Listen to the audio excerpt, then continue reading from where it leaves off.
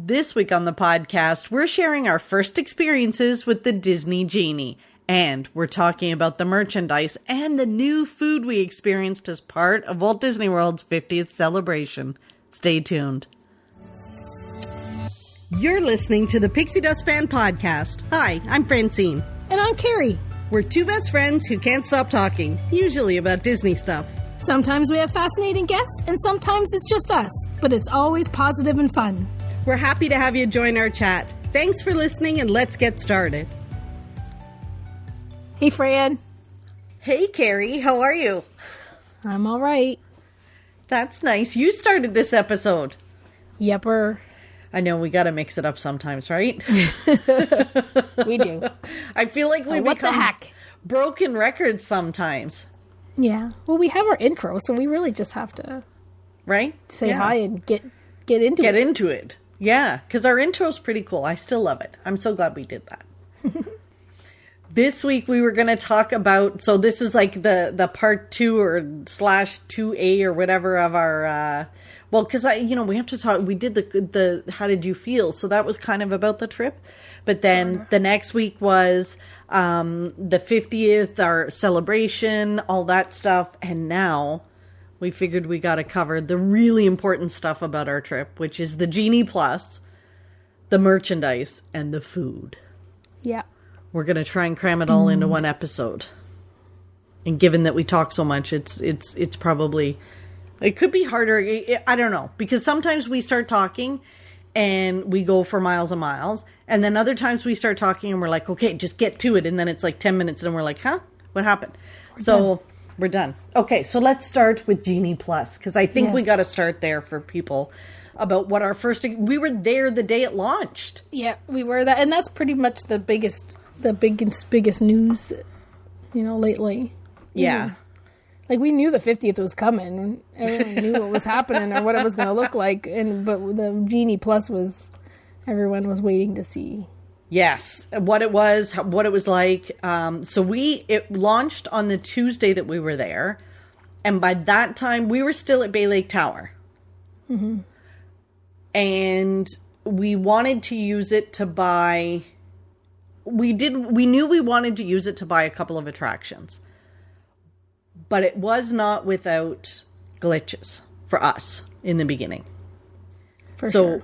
A couple of us couldn't even get it. Like, we couldn't... So my sister, who loves to spend money, was not able to purchase it on her app, which was kind of funny. And we laughed at it quite a bit because she was not able to purchase it. Which frustrated her. But luckily, between the four of us, you and Susan were both able to buy. Yeah, so we bought 2 paid lightning lanes, and then the one day we bought the Genie Plus. Because we'd already been there for like a number of days before it was announced. We didn't have that many days left. Right. So the way that it works, so the Genie Plus, so there's first Genie. the Genie. And the Genie gives you an idea of how you should plan out your day, if you want it. You don't have to. It's free. But if you don't want to, you just don't sign into the app and get any advice.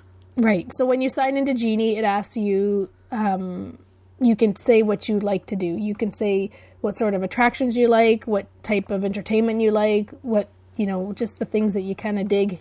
And then it helps give you some suggestions, like whether you're looking for table service, quick service, character dining, all that stuff. And then it suggests things to do based on what you've said you like to do. And it also gives you wait times for the ride, so you can check to see, what wait times are where, and it might tell you, you should go here or go there. Like if you have your Bluetooth on, where they know where, like if it knows where you are, and you've said, okay, I like rides like, say you like rides like Jungle Cruise and Space Mountain, but you're already in the park, it's going to suggest whichever one of those two has the lower wait time. Like, it's going to kind of help you that way. And then it constantly updates during the day. So, and it'll say, like, for a ride, it'll say that, like when you click through to look at an attraction, it'll tell you maybe the best time of day to go. Like it might say now high, or it might say, you know, the best time to ride it is, you know, between at 7:00 tonight or whatever. Like it gives you suggestions as to when it would be best to go to that. I did love that. Didn't you love, like, because you clicked on that, like, it shows you the height requirements and all that kind of stuff, too. But then it shows you, like, almost like hour over hour, what the traditional wait times are. So you can see this one's really busy from, like, 12 to 3 during the day, but traditionally has lower wait times in the morning and the evening. Mm-hmm. Which I think is pretty valuable information when you're in the parks. And when you're in the app, too, like, with the wait times and the accessible information, like you can turn that off too. You can turn it on and turn it off, like if it matters to you or not. So if you didn't really need to worry about height restrictions, you could turn it off so that that information didn't show up on the app. I like that. Like, I know, so a lot of people online have been talking about now you have to have your phone in your hand more and blah, blah, blah. Lots of people, like, I don't know, everybody has their phone in their hand when they're in the parks anyway. You use it to take your pictures, but you don't have to do it. This is not your vacation would be ruined if you didn't. This is just to enhance your vacation if you need some tips. And you might choose to use it maybe once a day. You might be at a crossroads at lunchtime and be like, I don't know, what should we do? And then you just log into the app for a suggestion. Mm-hmm. Like, you don't have to be using it all day. True. But I loved it. Like, I thought that was pretty cool. The wait times for sure, and giving suggestions about where you were. So that's the free part. That's free to everybody. Mm-hmm. Then there's the paid $15 a day per ticket. Genie Plus. Genie Plus. And this, again, you don't have to do. This is only if you want to. And it kind of works a lot like Disneyland's Max Pass used to work, right? Yep. So you pay $15, and then there's a set amount of attractions in the park that allows you to, like, almost pick a fast pass or the new lightning lane or whatever, right? So they don't use the word fast pass anymore. It's a lightning lane. And then, so you say, okay, I want to go on Jungle Cruise, and it tells you can come at 11 o'clock to go ride Jungle Cruise. You wait in the lightning lane, which means you wait less time, but you can only do one at a time. Yep. And that's the thing with the, like, so when you go, whereas before you could pre-pick your 3 fast passes, have them booked for the morning if you were able to get them early, and then the rest of the day select extra fast passes as you went along. When you can pick your first fast pass, depending on what your priorities are, you have to be a little strategic because, or you decide the fast pass based on something you really, really, really want to do. So, for instance, at 7 o'clock or 8 o'clock or 9 o'clock in the morning, when you're starting to pick these things, like if you really wanted to do a popular ride, the fast pass time that might be available might be 4 to 5 o'clock. Or might be 6 to 7 o'clock. So you can't pick another fast pass until you've used that one. So, you know, if it's something really popular that you like, then the strategy might be a little bit different. But like on a regular day when, you know, you go in and you want to ride Toy Story Midway Mania, you pick that. Maybe that's at 10 to 10:30. And then when you're done, you can pick Swirling Saucers, you can and then you pick Muppets. So with the attractions that aren't like crazy, like everybody wants to go on them because they're the newest and the most popular right now, you just kind of work your way through the park based on what the app is telling you is available at that time. And you can see where everything is. So you can see at a specific time that Slinky Dog Dash is 6 to 7 o'clock. So you decide right now, are we going to just forego the lightning lanes for the day and pick that so we can go on it? Are we going to try to go in a standby line, or are we going to use our fast passes differently today? Right. Unless you're on earlier and maybe you do get a Slinky Dash early, but like that's the strategy in it. You'd have to be, you know, right on it to know that you need to try to get one of the more popular fast passes earlier in the day. If you're kind of like snoozing at it and you check a little bit later, you're like, oh, I guess we're not getting a Slinky Dog Dash fast pass today, but generally it looked like there was lots of fast passes that were available. You just kind of you attacked it one by one. So it'll work just like I love the Disneyland Max Pass. It was awesome. Me too. It's the same. It's the same thing.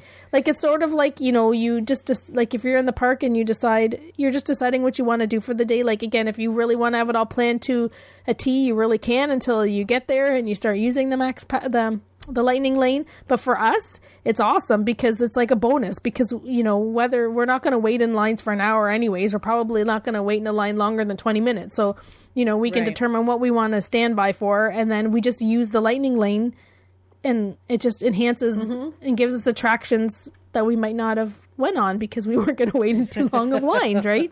So, and it looks like it's it's much more limited than the fast passes were before. Meaning, like, when you used to have a fast pass, say at Buzz Lightyear Space Ranger Spin, that standby line was exponentially longer, because it was like for every 5 fast passes they let in one from the standby line. Yeah. So it just felt so crazy. But with this one, like, so when we went to Animal Kingdom and we went on Flight of Passage, we stood in the standby line. And it said, I think it was a 50-minute wait. And we were like, okay, we can do that. And we walked the whole line, did the attraction, and we're off in under 40 minutes. Mm-hmm. Like, that's the thing now, I think, with a lot of the standby lines. Like, what we've experienced and what I see other people experiencing is that the lines say they're going to be so much, and they're like half of that. Yeah. So I don't know if it's just like, I don't know why, I don't know why. Maybe with the Genie Plus and Genie working now and things are back, like, maybe those numbers will be a little bit more accurate. But it seems like, you know, the number that's posted isn't even close to what people are waiting. So, and the standby line moves. Like, before, you would get in a standby line and you would move a couple inches and then you would stop and you'd be there for like 5 minutes. Whereas it feels like now they move a little faster. Mm-hmm. So, and who knows, that could be all in my head, but that's what I found with these. And I think, I mean, really, the whole purpose of this thing is a better guest experience, including the free Genie, right? Is to kind of disperse the crowds and make it easier for everyone to get on attractions and just kind of mix things up. So I think that part so far looks like it's going to work. But time will tell. Yeah. And it's hard for us to give a fair review because it was glitchy those first couple of days with, yes, you know, is it worth it, or is it like how, like, you know, was it easy to use? Because we struggled with doing the things that we wanted to do. Out of the 4 of us, only 2 of us could buy something on the app and buy the Genie. So, but like, yes, we're more, you know, we understand it's the first couple of days. Every single person was trying to use it or buy it, so that they could experience it. So, you know, we know that we'll have to. We need a few more trips to figure this out. But like, using it, like, being one of the people that could buy things and use it, and it was like, the app itself, like, my first use of it is a little bit confusing, because I think we see we know the old app, which the old app is still there, some of it, most of it. And then we have the new, like, the Genie Plus kind of incorporated, Genie and Genie Plus incorporated with it, that, like, it, when you're familiar with it, it's like you're looking for things and they might not be in the same spot, or it seemed like it was a lot of, like, you know, circling around trying to find what you were looking for. And again, it could be more that we're just kind of toggled in between, like, the old and the new, and we don't know which way to go. Or maybe, like, you know, some of that stuff will kind of work out with guest feedback, that, you know, they'll streamline some of the things. Like, it seemed like I was going into different screens. Like, I'm in Genie Plus to do something, but then I go in somewhere else to try to pick the lightning lane or do whatever. Like, it just seemed a little bit of, you know, I was going around in circles. But, like, I don't know that if it's the app or if it's a user, because I'm user error. Because you're used to, you know, you're fuddy duddies, right? We're used to the way things were for many years, and then we're like, what? Yeah. So, you know, being new and glitchy and everybody using it, and then, you know, us getting used to it too. I think it'll take a little while before we really know if we for sure, truly love it, or if we think it's, you know. I think we're going to need a few more vacations using it at different times of the year with different crowd levels and all that kind of stuff. And I think, to be honest, I don't know that, like, the way that we travel is different than other people. Like, I think we have some friends that are there now that are with their families and are going to be very, like, park intensive and you know, lots of attractions, and they're going on, like, full regular family Disney vacation. So, and they both are the two families that I know that are there this week. They're using it, and they'll use it to the max. So it'll be interesting to get their feedback, because I think that'll be a true experience. You know, like we just are like, yeah, we love it, it's good, it'll work, but it'll be interesting. We should, it's something we should check in with them to see how they used it differently and how it worked for them with their families and with their kids. Like, you're right, it's a very different experience for both of them than how you and I travel. Mm-hmm. So, yeah, we should definitely check in with them when they come back from their vacations and see their different experiences with Genie Plus. But then, so we did the $15 for one day. We wanted to try it. Well, you were able to buy it for all of us, and then you picked our day, which was great. But we also purchased a couple of the single attractions. Yeah, the Lightning Lane, what do they call it? The ones I don't know what that one's called. So it's like Genie Plus, and then I don't know what it's called, where these are like the super duper attractions where I think there's 2 per park, where you can actually buy the attraction itself to like buy the Lightning Lane. And it's obviously, priced individually, and the prices change. So depending on demand, it's kind of like Uber or whatever. It's been, it can flex up and down. Weekends are more expensive than weekdays and things like that. But so the first one we did was for Remy's Ratatouille Adventure. And we actually rode that twice. So we had the $15 a day where we selected it there.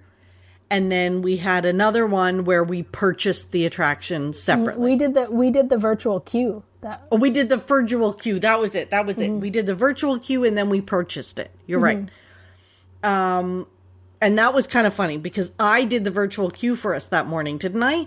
Because we were all talking about the virtual queue and getting up and getting it done or whatever. And then I logged in to see what was going on, and it was open, so I just clicked it. Anyway, so we got to do the virtual queue, and then we paid to do it again. And that was all the same day. So we had the virtual queue time, and we had our paid time. It was definitely a different line for the paid versus the virtual queue. The virtual queue, we were in line for maybe 20 minutes. Mm-hmm. I want to say 25 minutes. The paid, I think we waited 5. I don't even think it was that long. Like, we just kind of walked through the line. What did you think of Remy's Ratatouille? Carrie? It made me feel yucky. Yeah. It made me feel yucky. Which I kind of expected that. It's like, because it's motion, it's kind of spinning you around a little bit. And it's like the 3D walls. And it's too much 3D, like, it's too much of a 3D wall. Like, I know it's not the whole ride, but, like, from someone that gets motion sick and, like, Star Tours, it's the whole ride. So, went on it twice. I think I might, like, it was hot, but it was by the end of the day when we were, or, like, whatever, midday to the end of the day by the time we had done both, and it's hot, and we're overheated, and, like, that might have played a little bit where I might have felt a little bit more yucky than you normally would. But I think just, like, being on the ride and the screens, that I think even on a good day, I'll probably still feel a little uneasy after riding it. But I'm willing to give it a try, like, fresh in the morning if I, haven't been outside in, like, the blazing sun for 6 hours. I'm willing and to try give it there. But like, it's really cute, and I like it. It's fun and whatever, but it's just, it's not good for me. So I'm glad I got to go on it twice in one day, and I will go on it again to give it a try. But you're right. Like, the whole 3D part and the movement, it's the same thing for me. Like, there are parts in it where I had to close my eyes because it was just too much for me. And it just, it does make me feel a little nauseous, but I loved it. Like, I love the idea. I love the attraction. It's so cute. And, I love Remy, and I love that movie. So it was fun to see, but yes. It probably made me feel, it's probably the same to me. It's exactly the same as Smuggler's Run. Like, as much as it's the same feeling. Like, they're pretty, right. If I was going to put them on the scale of how they make me feel, those two are probably exactly the same, which is crazy. Like, you think, like, Yeah. I didn't feel it on Smuggler's Run, but I feel it big time on Star Tours. Mm-hmm. Yeah, Star Tours, I think Star Tours is probably a little bit, I feel a little bit more like yuckier with the Star Tours, but I think that Smuggler's Run and Remy's are probably on the same thing. Level. Like, I would go on them, like, if I needed to, but I'm not going to, like, run to them every time if they make me feel that way. So right. So we did do the paid for that, though. It was worth it. It was worth it, for sure. It was worth it. Like, and granted, we didn't have to buy for a whole family. Like, I get that.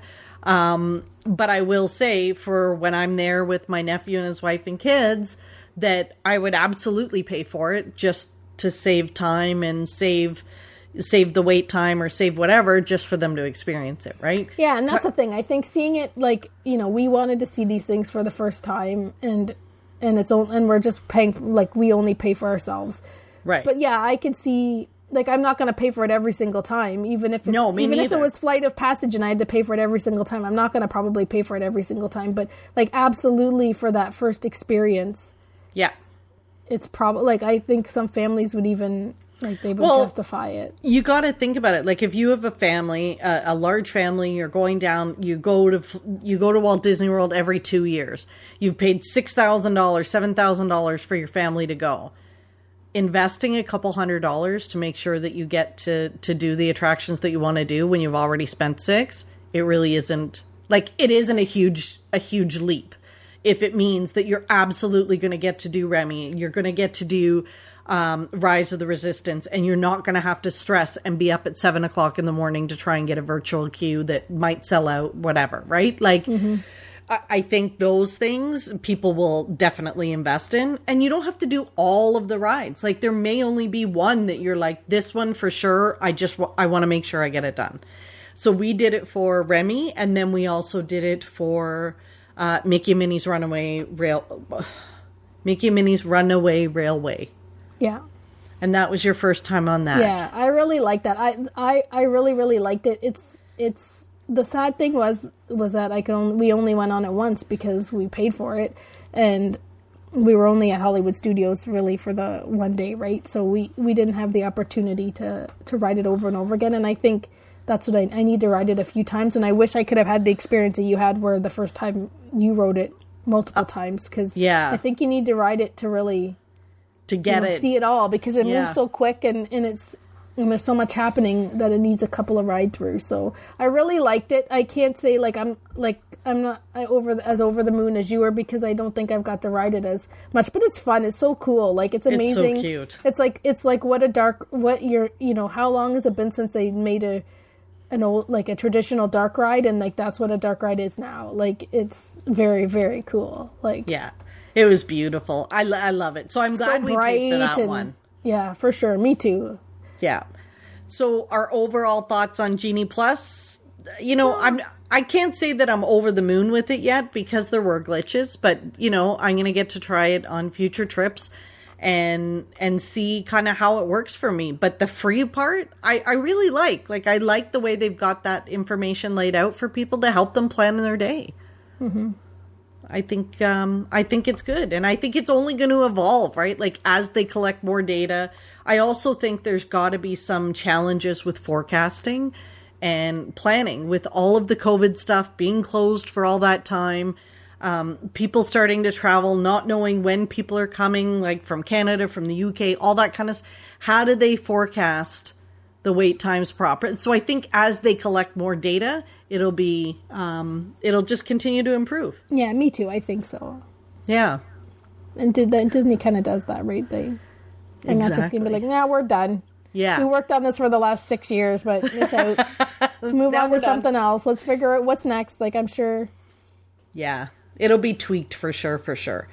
So more to come on that. We should, we'll talk to our friends when they come back as well and get their perspective on how it worked for them and their families. Mm-hmm. And so that was that. Mm-hmm. The other part of our trips that we were going to talk about was the merchandise and the food. So, Carrie, what do you want to do first? Food or merch? Let's talk about food first. I'm kind of hungry. The food was good, wasn't it?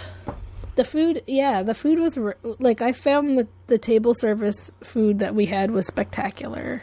Just, like, harmonious. It was very good.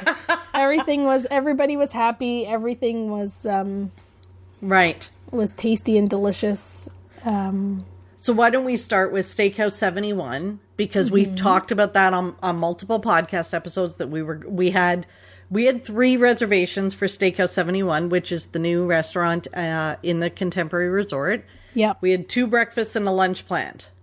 Well, we had we had a breakfast and a lunch, and then our friend was like, I want to go for breakfast, and we're like, well, we happen to have another reservation. So the reservation you were teasing and taunting about that we had so many breakfast reservations, we actually did use it. We did, because the first breakfast was so good that we were like, yeah, we're keeping the second breakfast reservation. And yeah, then our friend came over and joined us for breakfast as well. And then we did lunch on my birthday there. Yeah.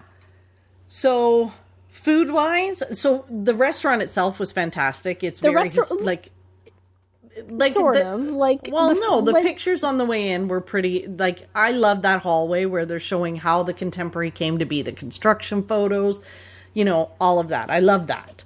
Me too. And that part's great. And I guess, I don't know, what can they do with a square room? But like, I know. It kind of looks like the way, and the bar and the little seating areas are all like, the beautiful mid-century furniture is amazing, but like I'm a little unimpressed that they didn't do more inside. Like, have more art inside, you think, or like art inside, or even change it. Like when you went into at Disneyland, the Steakhouse 55 is exactly the same thing. Like you walk in, but like honestly, you feel like you're in Walt and Lillian's rec room because there's pictures all over the place and artifacts and things like that. So I thought that maybe they would have, I don't know, just like it's a square room. Like they can't build, I guess they can't build walls or whatever, but like even made the booth special, like, or did something different, because it is like the one back wall was all lined with booths, and I don't know. I was hoping that they would have, like the style of it definitely is like the modern style, and the way that it is great. The furniture is fantastic, but yeah, I just expected a little bit more from the theming of it, right? But it is contemporary, so I suppose it matches. But yeah, I thought the food was awesome, and the menu is good. So lots of different things to choose from. The breakfast menu was expansive, like, because that's what I think we found with some of the dining. Like the menus didn't seem to have as many items on them, whereas I think maybe because Steakhouse. Well, I guess there was. I think it was a full menu, was it? Or do you think it was a pretty full menu? I think it was a good menu. I think the breakfast, like you ended up having the Waltz hash or whatever for the breakfast, the first morning, right? Mm-hmm. And you said that was good. It was good. It was weird because it has like roast beef in it, and it was very garlicky. And we went for breakfast really early, and like I really don't even eat a lot of red meat, but I wanted to get it because it was because that's one of the celebration things.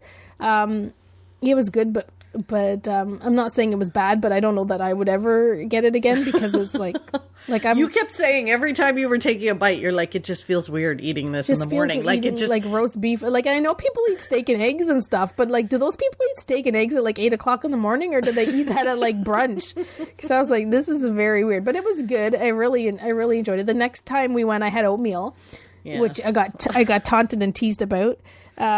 But I also got to eat everybody's leftovers. So I had some of your waffles. I had some of Becky's bacon and eggs, and it was delicious. So the breakfast, the actual traditional breakfast was awesome. Yeah, so. It was very well cooked, and everything was good. I had the waffles the first day, and I loved them so much I had them the second time. Yeah. Because they were so good. The restaurant was very, like, the service was fine. Like, the servers were lovely, but it was, like, it took forever to get our breakfast and to do all of that stuff, because I think it's just so popular a place, everyone wants to try it. Like it was just busy. Like even the lunch, when we went for lunch, it's busy. Like that was our first couple of days. Like that's when I was really, one of the first times I thought, this is weird. Like I'm sitting in a packed restaurant. Like even regularly at Walt Disney World, you're not in a like everyone's got reservations and everything's all booked up and whatever. Right? Because, that's just how dining is at Disney. But, like, still not, like, you're not in a restaurant where every single table that I remember anyways is, like, seated at. And that's what it was like. And it was early in our trip, and I'm like, this is very weird, like, that I'm in a restaurant that feels like this. So it's very busy. It felt like the tables weren't turning over as quickly as normal because it was taking a long time for the food to come out. Mm-hmm. And I think our server at lunch explained that they don't leave a lot of time between the breakfast and the lunch, like the flip over to do the change between the two, which then inevitably backs up the lunch. Yeah. So when we went for lunch, we did wait quite a bit for our food. However, when it came, it was delicious. Mm-hmm. So I did have, I had the burger at lunch. I can't remember what I had. I should have. You can't even remember what you had? I'm trying to think of what you had. So for your birthday. I remember. I had the crab cakes. Yes, you did. They were delicious. See? I had the crab cakes. Yeah, so we had talked about that and we were like, oh my gosh, what are we having? And we talked about it before we went. So you had the crab cakes, I had the burger, and it was so much food and it was so good. And even people have been fries, saying it's the best burger currently on the Walt Disney World property. Yeah, it was pretty good. Isn't that the burger that we were saying? Yeah, it really was that good. And then I had they were like waffle fries with it, and they were so good. But then it was so much food. And then remember on the podcast we had talked about this massive chocolate layer cake that was whiskey infused. And then I was like, oh, why would you do that? Blah, blah, whatever. I was like, oh, I don't think I can eat anymore, but it's my birthday. So I ordered the piece of chocolate cake, and I think and said, just bring us like 6 spoons or whatever so we could share. And oh my gosh, that cake was delicious. It was very good. There was no whiskey taste in it. Well, I think it must have, because I think everyone tried it, and I think that Becky and Susan said they could taste whiskey. And we're like, this dang chocolate cake is good. I love chocolate cakes. I never tasted any whiskey, but I think Becky and Susan I don't said even know did. what whiskey tastes like, so I tasted like a delicious cake. You couldn't even, but you also, this is another one where you were like, oh, it's her birthday. So they did bring me out a cupcake as well. That we packed up and brought back to the room so that we could eat it later. And one thing we should talk about while we're talking about Steakhouse 71 is how, because I think we're going to move on and we might not talk more about dining at the Contemporary because we talk about dining at the Contempo Cafe enough already on the podcast. I did make sure to take you to the Contempo Cafe a couple of times, but the renovations in the Contemporary lobby, that's all part of the 50th and thing. It was ready for the celebration. Wasn't that fantastic, Carrie? I want to live in the Contemporary lobby. I know. I took pictures of it. Like that's my those are just like house design goals. Like it's beautiful. My gosh, the furniture, the colors, the desks, like it's so beautiful.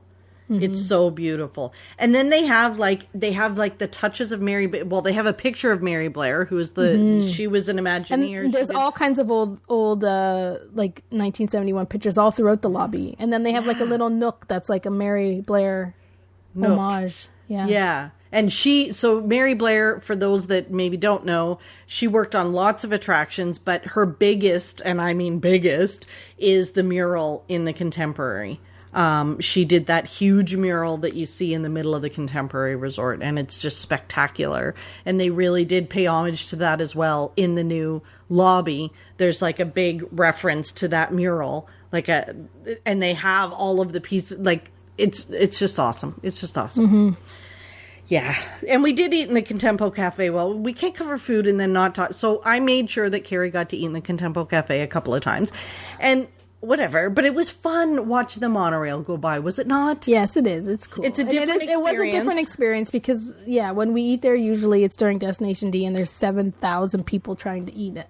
Order at the 15 tables that there are. At the 15 tables that are there. So yes, we did do the Contempo Cafe, and we did go for a drink next door at the Outer Rim. At the Outer Rim, which is it's just so like one thing that I'm sure it's in the plans that they need to like totally reno that level, like with the lobby level looking amazing now. Like that level is stuck in Yeah. it's stuck in the past, and they need to, like, imagine that level with those, all, like, the hallways upstairs are all incredible. They're beautiful. And that monorail zipping through and having it themed the way that oh my goodness, I can't even imagine. They've had to figure how to, they have to keep the Mary Blair, feel, like, they've 100%. They've got the art there, like, they can't mess with that, but, like, oh my goodness, it would be that. Yeah. Then I'll be excited to stay to dine at the Temple Cafe. It just feels out of place right now, especially with the renovations. It just felt ancient. For me, it just felt like being at home. I love it, and yes, and thank you for doing that, and for the drinks at the Outer Rim. That was fun too. Which is like it's literally just a little tiny bar off to the side with big windows that look out of the resort, and it's lovely. Okay, so we did Steakhouse 71. So yes, it's fantastic. Everybody should try it for breakfast and lunch. We didn't do dinner, but my understanding is dinner similar to lunch, same kind of fare, just with more steaks. More steaks. So yeah, cool. The next big restaurant that we tried, which was out of this world, Carrie. It was fantastic. Space 220. Is that what it's called? Yeah. It was incredible. This is the new one at Epcot over by Mission Space, and it really is out of this world. Like, there's a whole story involved to get you to the restaurant. It's very cool. Like, when you walk in, you get like this little, it's almost like a boarding pass for your group. Yeah. And then you get in the elevator that takes you to space. How did you feel in the elevator? Oh, I was fine. Yeah, I was fine. Silly me thinking that was going to make me feel yucky, and it's funny Ratatouille wasn't going to make me feel yucky. When I posted a picture of us going in there in the elevator, somebody actually messaged and was like, "How was Carrie on the elevator?" You know what's interesting too, like about like just entering, like maybe it would be different. Maybe it's not supposed to be like this all the time, but there was only a few of us that went in. And there was only, like, so going in, it's very, like, as you'd expect if you were going into, like, some space station-y thing to be, shot up into the, to eat, looking down at the planet. Like, there wasn't very many people, so it really felt like it was kind of a special experience because there might have been only another family here or there. Like, it's not like it was, loads of us, like, going in on an attraction where you kind of lose that magic. Like, it really felt like, we're just individual. Yeah, like, you're going for dinner. No, there's another family there, but it's just like you guys going up the, taking the ride up there, and it seemed like kind of, I don't know, special. Yeah, it did. And when you get in that elevator, so there's a window on the ground and a window above you that shows the view of you leaving Epcot and shooting off into space, to the space station. Yeah, it's incredible to watch, the ground slip away and you can see all of Epcot, and then before you know it, you're in space and the door opens and you're really walking into a space station. Like, it's like, I don't know about you. It was one of those when the door opened and you could see all of those windows that were looking out at Earth and space and everything else. It was like, I think we all went, whoa. Yeah, it's pretty cool. Like, it's, and it's dark, but it's very bright in there. Like, you're looking out. It's just really well done, I think. And it was really well done. Like, people are flying by the window, like, spacemen and ladies and spaceships and things flying by. It was a lot of fun. And the food was great too. The food and the service was excellent. The service was pretty cool. Because they were all in their outfits, like typical Disney, everything. They had the proper costumes. They had everything that you needed for it, right? Mm-hmm. The food was really good. So it was a fixed price menu. Mm-hmm. For you got an appetizer and an entree. My appetizer, normally not what I would get, but I did. It's a vegetable. It's a vegetable. But I had the cauliflower in hot sauce. So it was like, I don't know if it was baked or fried. Maybe it was fried. They were deep fried cauliflower. What was the name? Do you have what was the name of it? Like everything, certain things had. Yeah. So there was, here it was. I'm looking at it now. Blue Moon cauliflower. It was tempura. Is that how you say it? Tempura fried cauliflower. Yeah, so see, I saw the fried, so that's what I did. House-made hot sauce and blue cheese dust. It was absolutely delicious. Like, so much so that I would love to look for this menu and make it at home. Like, it was that good.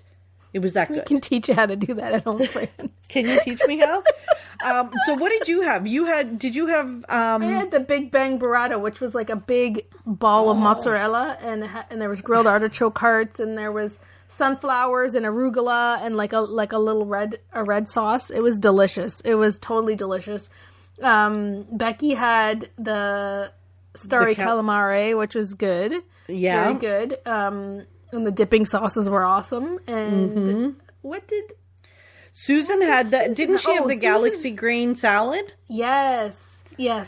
And it looked... hers looked lentils, really... roasted red and golden beets. And then king oyster mushrooms and cashew hummus. So yeah, we all loved everything. So with us, it was kind of neat that we all tried, we all selected different things, and not on purpose either. It's just truly what we wanted. We liked. Yeah. So yeah. So then it came to our entrees. So of course I had the burger again. And I gotta tell you, burger. It was delicious. It was really delicious. It was huge though. The potato wedges that came with it, they were really good. They had a nice little spice on them. It was really good. And I had the salmon. Oh yes, remember had the salmon. The salmon came out, and it was like there was a dome over top of it. They were doing like a big to-do, and I was really worried because, like, I don't really like things like too like smoky, especially a certain type of flavor, and. Like when the dome was full of smoke. The dome was full of smoke, and they were like, dum, dum, dum. Dum, dum. And they lifted it up, and there was smoke all billowing from my plate, and that's all the smell was. I'm like, oh my goodness, like if this salmon tastes like that, like I'm gonna be not done. Happy. But it wasn't at all. It was just whatever they did to put the show on the plate, and then but it was very, very delicious. And Susan I think Becky had the flat iron steak, right? She did, yeah, and she said it was amazing. And then Susan had the terra bolognese, which is vegan, and it was corn linguine. And then like a ragu, like a tempeh ragu, and it had zucchini mushrooms. I think it had like pretend ricotta in it. And that's it. Like I think ricotta, is that how you say it? So Susan's a vegan, and the one thing I think that's different, maybe I'm sure it's been a while like this, but what we really noticed with having Susan with us is that, like, look at that vegan dish. I was looking at it going, I would eat this. So like it's so amazing that there's wonderful things like that to eat instead of just eating like probably a salad without this and this and this and this and this and this and a veggie burger, because that's the thing. Like now there's all different kinds of burgers, meatless burgers, but back in the day you got a veggie burger, right? So it's like watching Susan have all these wonderful selections. Sure, a lot of the times her options with the quick service was a Beyond Meat burger or whatever the other brand is. There was only one or two, yeah. But she definitely chose some pretty amazing items from the menus. Yeah, like especially at the table service places, like and especially the new table service places, it looked like it wasn't an afterthought. We got to throw a dish on here it looked like it was part of the design of the menu that they had specific meals. So, and she really enjoyed that as well. But the whole experience of being like, we didn't have dessert there because we couldn't. We were like, we're going to have to come back a different time just for dessert or something, because it was there was so much food and it was so delicious. But the experience was everything. The pictures, the experience, like it was cool. It was very cool. We got some great pictures of us inside too. Like the servers took our picture, and it was just, they're wonderful pictures. Yeah. The background's so bright and everything's so well lit up.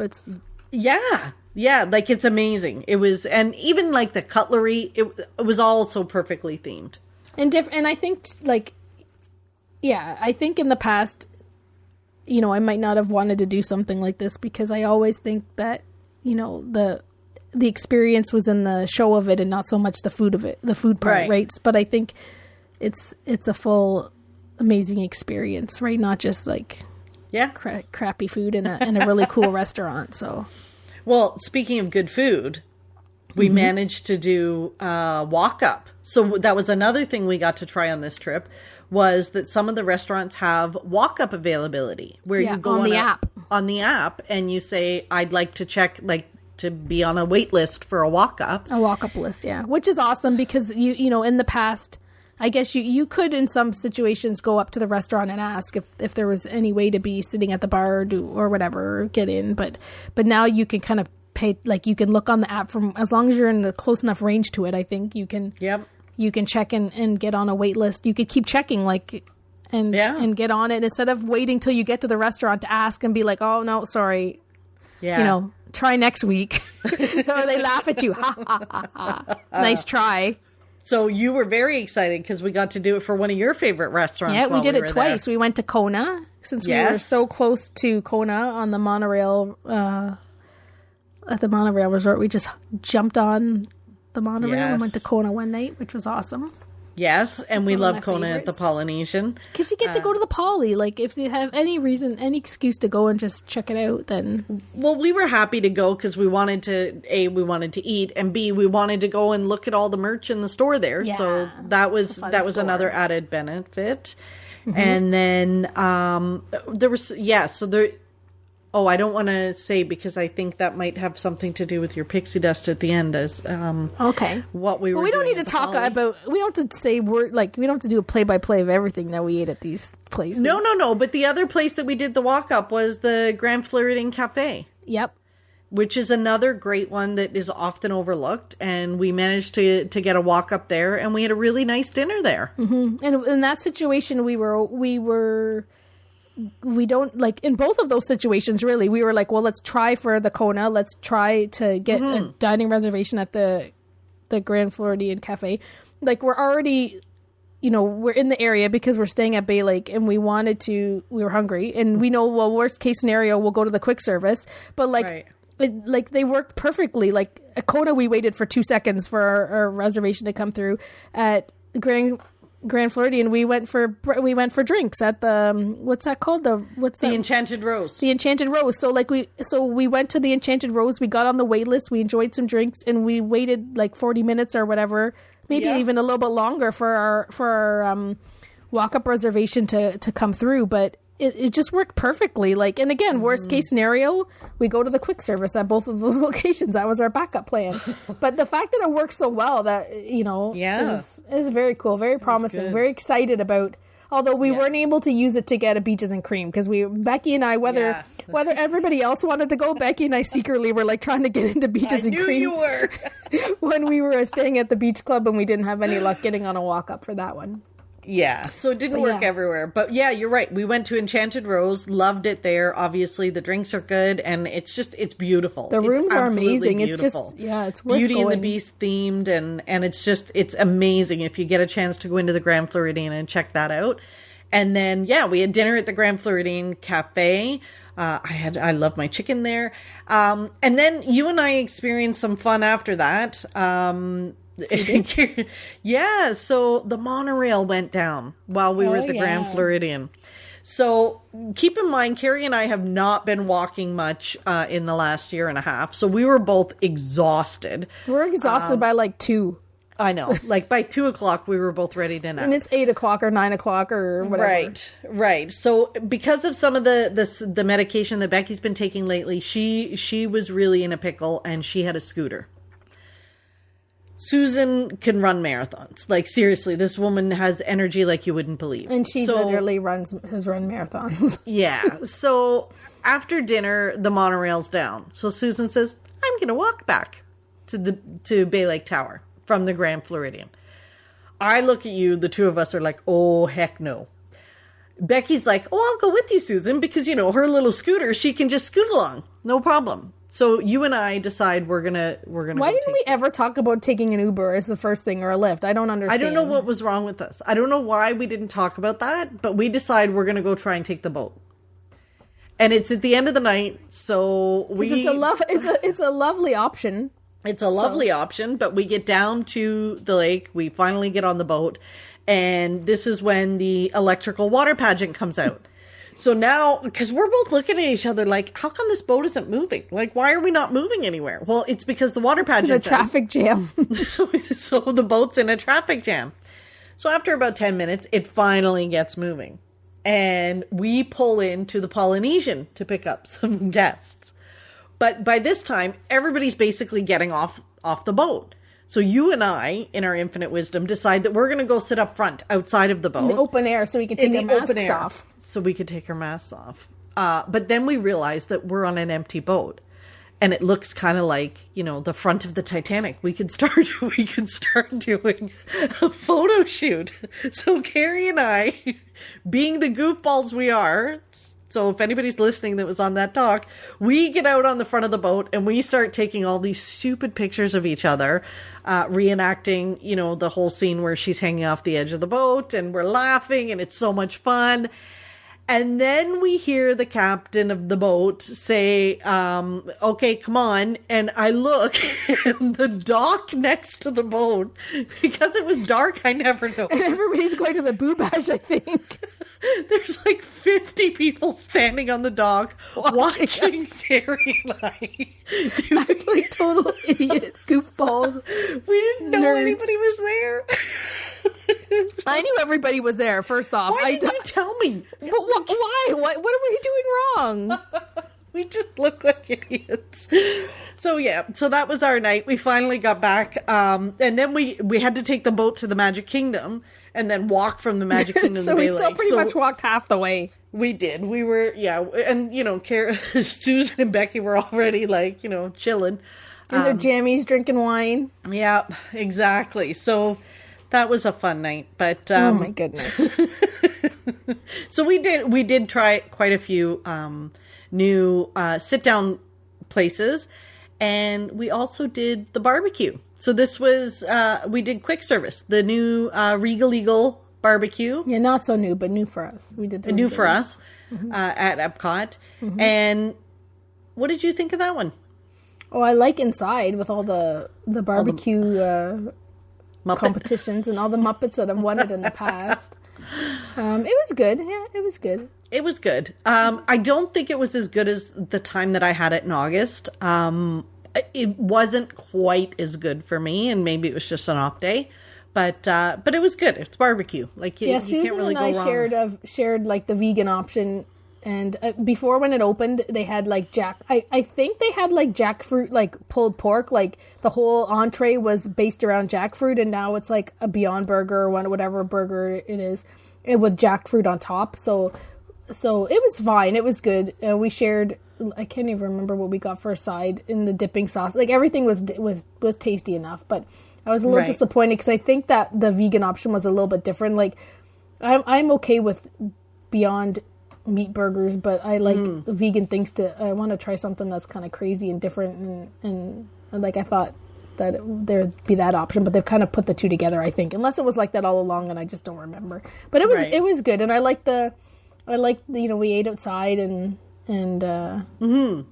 it was really good at the American Pavilion, so it was good. Yeah, and I mean it was hot. So when we were it was really hot, so much so that I really didn't have to argue with any of you to drink your water. No, like you voluntarily drank the water. Mm-hmm. And it was hot. Like I felt it all the time because I think I'm so used to like not moving and then not even any. Like I've been sitting inside. Like I haven't. Yeah. Last summer.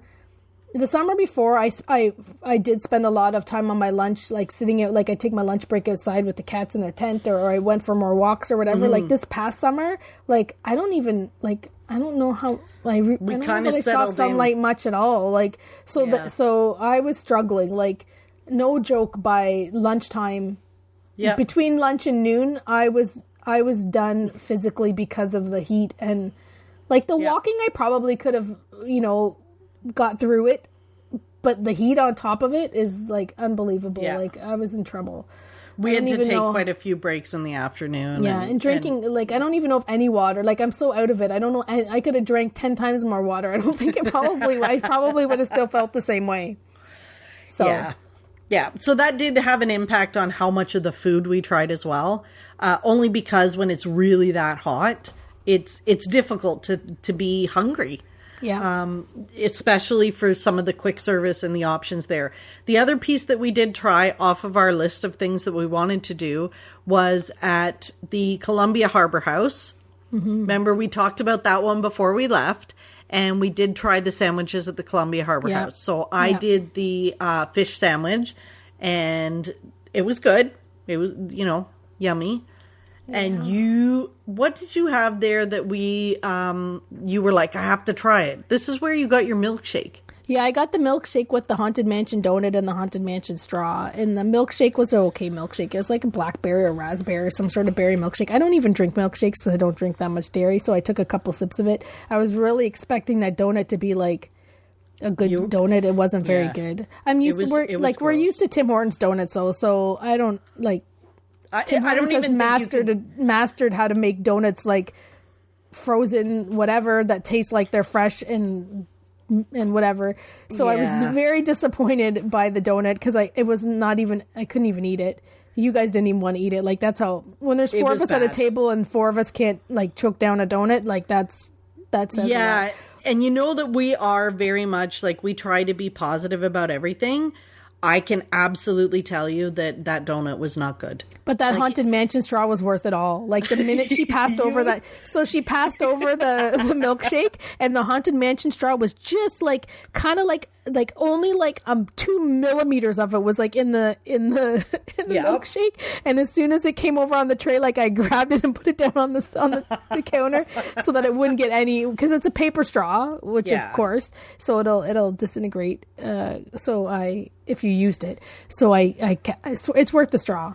Oh yeah, for sure. It was good. Crazy amount of money I paid for that milkshake I didn't drink and my donut that was yucky. The straw was worth it, and I will treasure it forever. The other sit down table service we did not talk about, Carrie. Sanaa.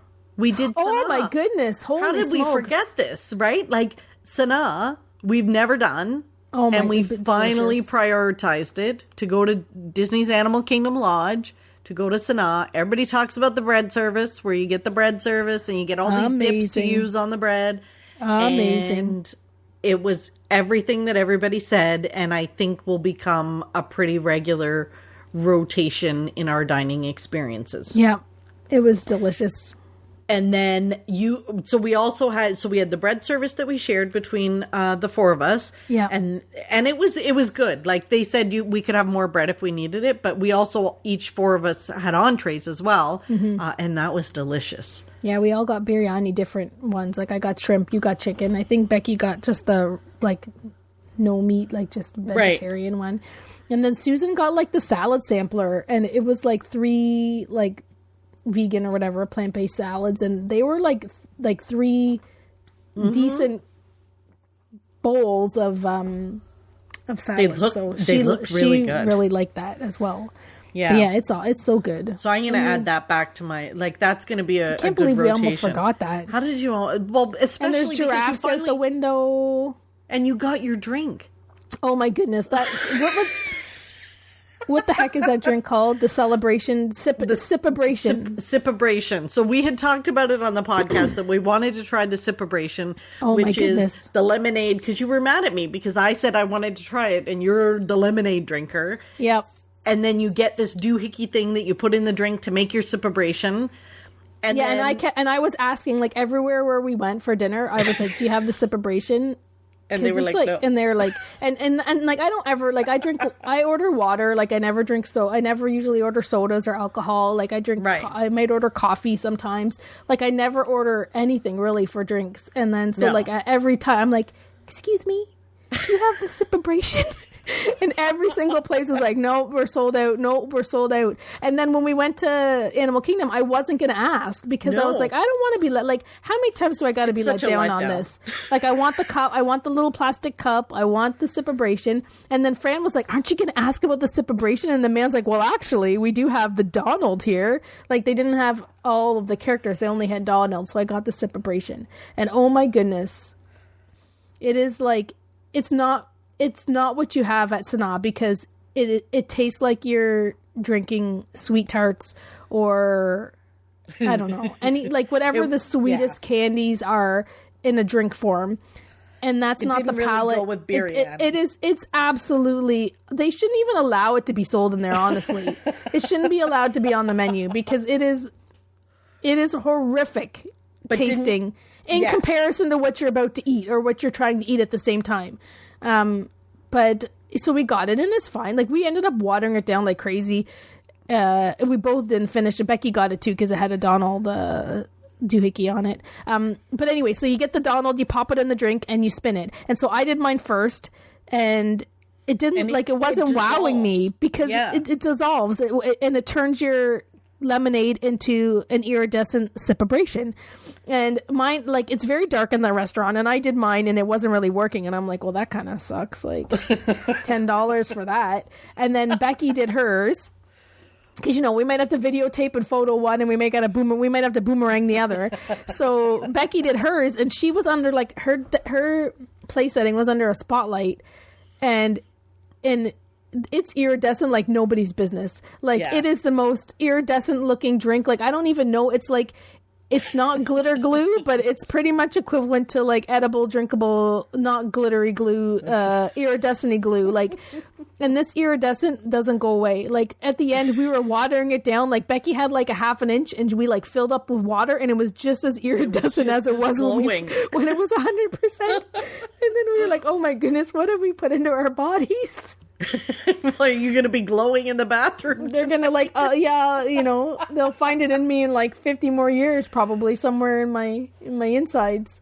So yeah, we did get the iridescent drink. I'm trying to think. We tried a few things. We tried some specialty celebration cupcakes. We tried there was a brownie, like a Mickey Mouse shaped brownie. Like we did try. We tried the Dole Whip waffles at Disney Springs. Oh, yeah, we tried that. That was a celebration. That was very good. That was good. So we did try a few things here and there. We did. We did as much as we could. Obviously, that's the thing. You can only, like, there's a million, like, well, whatever. There's probably 100 or more, I don't know, of these specialty foods and snacks and drinks.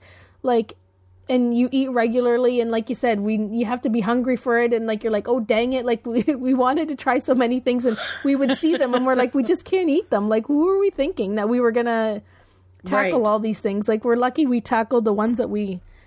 Well, and I think too, like that we did. We wanted to tackle them, but we also wanted to make sure that we got to have some of our old favorites too. So it was the pretzel. It was like the pretzel and stuff. So. You know, that was my first snack. I think there's no way that I'm gonna be like. No, you were like, I'm going for a pretzel. But then there was lots of popcorn. You know, Becky loves her popcorn, so of course she got the popcorn buckets. Yeah, the Mickey Mouse popcorn bucket that everyone was wowed. So lots of refills. So we had that, and then there was lots of popcorn from Caramel Couche. Yep. So the caramel popcorn. Well, and that's the thing. One day we went there for treats. I got a treat one day, and then just for myself, and then we actually had like a full treat there. Like we all got treats from there the last day, right? Like we all got special treats and more pop. Susan brought popcorn back to the room, and then we bought more bags of popcorn, caramel popcorn. But no treats were ever thrown out. No, I don't think. You know what? I did. I'm telling a small fib. I did throw out a part of the cookie. Remember, I got a cookie at Caramel Couche. And you know what? I thought when I looked at it in the window, I thought it was going to be soft. So I thought it was going to be a soft chocolate chip cookie with the caramel drizzled over it, but it wasn't. It was a hard, like it was a crunchy cookie. You needed to dip it in a tea or a coffee. Exactly. And it was just, so that one, so I only ate half the cookie. But otherwise, yeah, we were good. We were good. And our beach club, the beach club Quick service. Quick service had some pretty decent. We had a lot of treats from there. They had cheesecake. They had we have I don't know if that was that wasn't a celebration cheesecake. It was a cheesecake, just cheesecake. that was like infused with whatever deliciousness. And they did have a celebration tart. I think we got that. Like I think we got over the time we were there maybe 4 different things that were that were sweet treats. And they were good. It was pretty solid. Yeah. You know, and we got our stay at the beach club was really good as well. So I think have we see I told you we could talk for like an hour and a half. So we're going to talk about merch real quick. Oh my goodness. Yes. Okay, like, so we bought seriously stuff. See, I told you we could talk about the food forever. So yes, we did buy stuff. Lots of stuff. So why don't we talk about just the 50th stuff in general quickly, about what it was like trying to get our paws on some of it, and then we could talk maybe about our favorite things. We never got our mugs. So yeah, the 50th mugs, the blue iridescent, we never got them. All 4 of us wanted them, and we never found them. Right, and there's like in Magic Kingdom, there's like a little area on Main Street that has all of the 50th stuff, and there's stuff at Disney Springs, and there's splatterings of 50th merch in the resorts here and there, a little bit of it. And we had like that, like we were watching all that stuff. We talked about it on the podcast, excited about all the stuff that we wanted to buy. And I'm sure there's much more to come. Like we're seeing it every single day. There's more stuff every day. We're seeing on our feed new. So we're not too disappointed, but like there was very little left. Like it was like in Magic Kingdom, in the store, like the Main Street store, the 50th section, like things were flinging. And at Epcot in the creation shop, that was even worse. Like, I swear, like, you saw 50th merch, like, flying in front of you, like, out of hands, in hands, like, sweatshirts, hoodies, just flying off of the rack. Like, literally, like, it was crazy. Like, and by the time we got there, like, maybe if we would have bought stuff the very first half day we were there, we saw it and grabbed it, we would have got it. But a couple days in, like, the hoodies we wanted, only small and extra small, like stuff was gone. Like I don't think there was like by the time our trip was done, there wasn't even a Spirit jersey to be found. Like the little matching Spirit jersey bucket hat. Like there was stuff that I never got my bucket hat. There was stuff that we didn't even see because it was long gone. So it was kind of crazy. Like it, like all that retro stuff was still there. Like, I think it was the retro stuff was still there, but the new iridescent, that blue, all of that kind of line was really picked apart. Very. There wasn't a lot of sizes. There wasn't or stuff like the bucket hat. I kid you not. We looked for it. It would just never appeared. Yeah, we never found it, and we did a lot of browsing and a lot of shopping. Mm-hmm. It is interesting, which I'm okay with if there's more stuff to come, right? Like I think they'll get more of those mugs back, and maybe they'll get more of all of that stuff back. Like if it is the blue iridescent line, like there is more to come. But the fact that may still be, in 18 months there might be so many of them, they're giving them away. But the fact that there seems to be more and more to come, like if they keep dropping cool stuff, even if it's for the next 6 months and then it'll be there for the rest of the time, like that'll be awesome. But it was crazy. Like I couldn't imagine being there the first day, what it would have been like when like 2 weeks later, I know. It was, and of course they still had the two maximum limit on everything. But I mean, so I think that does slow down some of those shoppers that, buy in bulk and sell on eBay. But I mean, they can still go from store to store. It just makes it harder for them. Mm-hmm. And we did see quite a few of those, walking around with lots of bags. Really, when I think about it, I bought a lot of the retro stuff. So I bought a couple of the maps and things like that were the retro. I even bought the pins that were the back scratchers and stuff that we had looked at. But for the most part, some of the stuff that I bought that I was most excited about wasn't really 50th. Although the mystery pins, like, Carrie, what have you done to me? Yeah, you guys were buying pins like nobody's business. Like, how many pins did I buy? Why was I buying so many pins? Like, I'm opening bags and finding pins in them that I bought. but they were cute and I liked them. So yeah, so now like those mystery box, I didn't know how much fun mystery boxes would be. They are. Well, and that's the thing. If you want, like, you love the whole series, so you want them all. So, you know, you might as well dive in and buy those boxes, and then I did. You might be able to get all of them or almost all of them, and then we can help you trade for the rest. So now I'm into buying pins. Now, like, I don't know. And I bought a couple t-shirts, neither one of them 50th. And I bought did one t-shirt. What was the one t-shirt? I bought the Pixar one, the grape soda one, and then I did buy the Mickey anniversary sweatshirt that's gray where he's wearing a tuxedo and it's got his 50th up there. But like that one there is a perfect example. I bought a large. I probably could have bought a medium. Mm-hmm. I couldn't find a medium. We looked anywhere, and then right after I couldn't even find a large. Like I'm glad I got the large when I got it. Well, whatever. Mm-hmm. I'm sure I'd be able to buy it in the future. But like at that time, I was like, holy smokes! Like any of the clothes that I want that's 50th, I can't get it. And what? Yeah, it's just bizarre. Which I guess like I said, what would have been like the first couple days? Favorite thing you bought? I don't know, like, I think there was so much stuff to buy, like, I probably could have bought 3 times as much stuff, because, like, there's stuff we hadn't seen before. Right.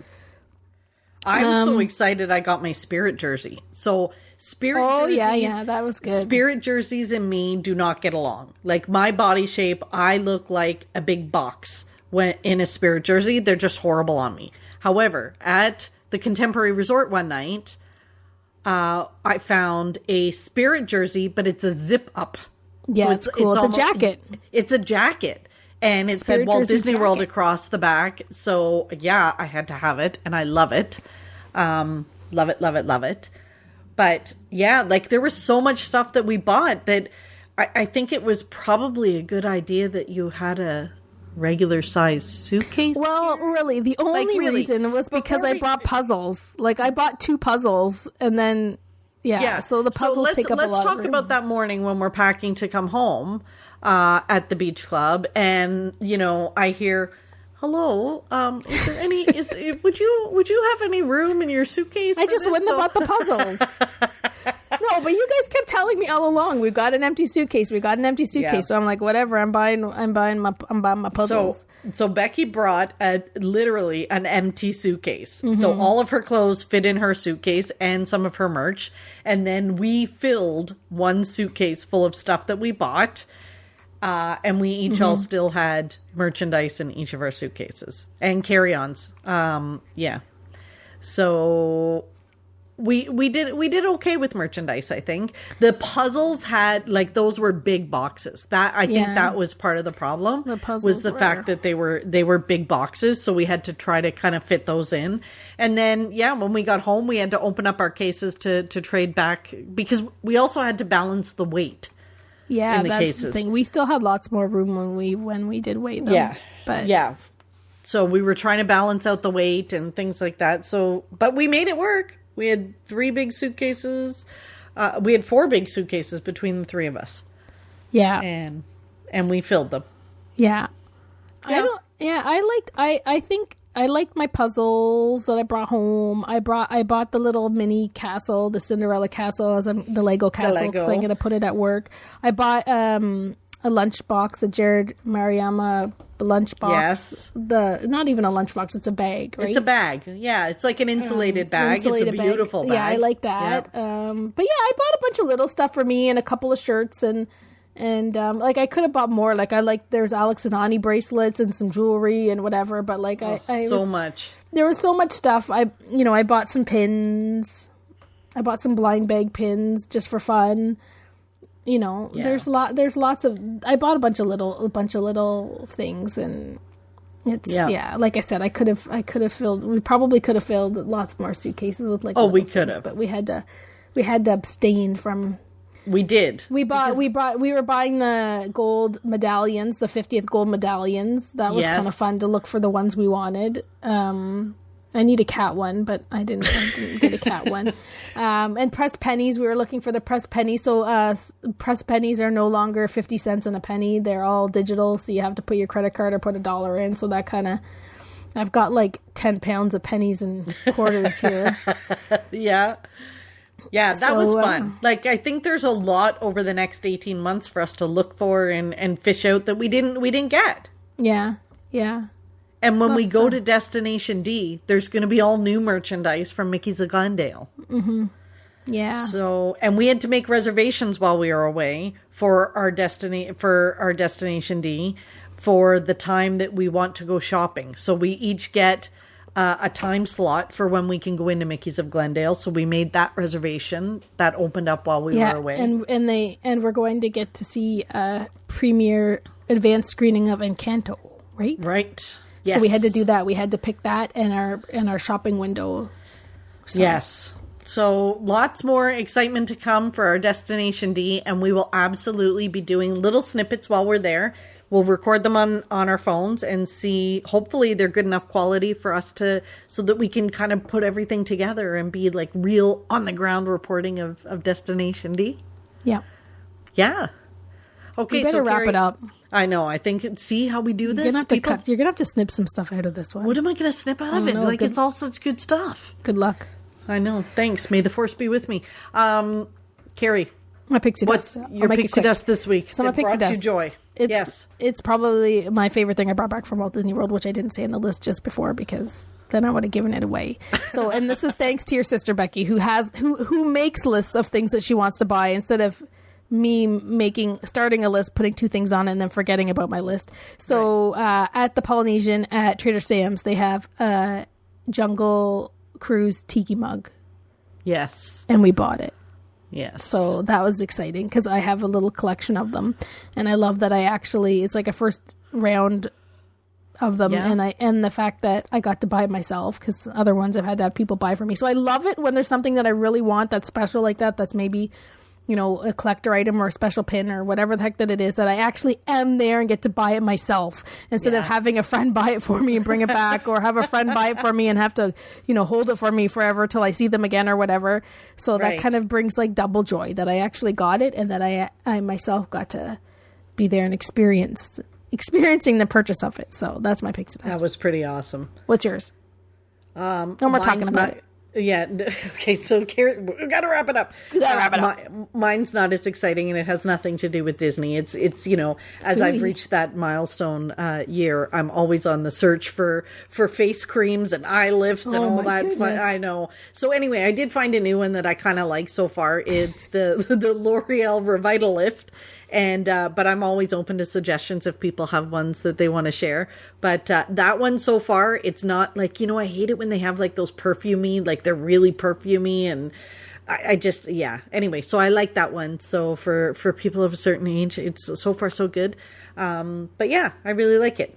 So that's my pixie dust. That brought me joy this week. That brought you joy. It did. See, it could be little small things, whatever it is, but yeah. So thank you if you made it all the way to the end of this podcast. Thank you for listening. The last 2 are shorter, weren't they, though? The last couple? They were. See, this is why we couldn't have put it all in one episode. Oh, good. Yeah, thank heavens we didn't try that. I know. We gotta figure out how to... Anyway, thanks for listening to this long one. And we will make sure the next one isn't so long because we're going to keep talking. So we'll see y'all soon. Bye, y'all.